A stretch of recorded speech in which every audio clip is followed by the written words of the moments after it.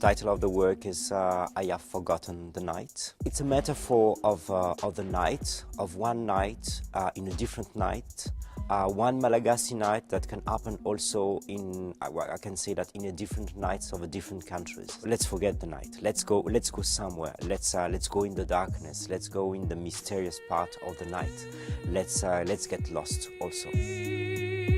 Maybe the title is divided in two parts. The first one is this idea of memory, and of course this idea of losing the memory, losing everything, just to remember better, for a better future maybe. And the second one is more about the night. This kind of the night is, I think, it's also very sentimental. The night is also very melancholic.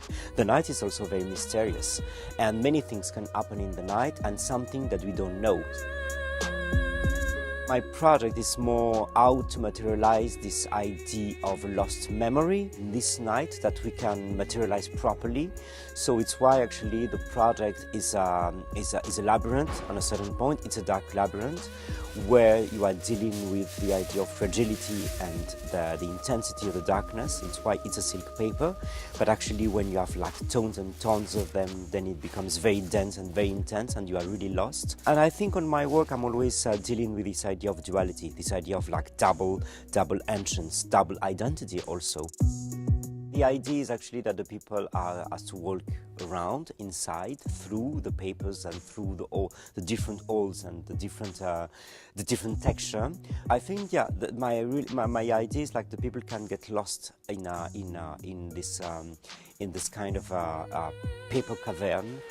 In this paper night, which is something that we can touch, we can define properly. Of course, I think it's a very important moment, and it's an historical moment that Madagascar is actually represented in the Biennale for the first time. My statement on a certain point about this idea of Madagascar Pavilion, that it's Madagascar who is talking to the world, and the world who is talking to Madagascar. I prefer to use this way, and not like Madagascar is talking to Madagascar with the Malagasy, with our own rules and our own roots. I think it doesn't make sense. It's more an exchange, like okay, let's try to show a different vision of Madagascar, to remove all the exotic, all the exotism, all this kind of a cliche about like Africa, Madagascar. So I think we are dealing with life and death. We are dealing with black and white, with the color and darkness, and we are the space between, and it's the most interesting thing, I think.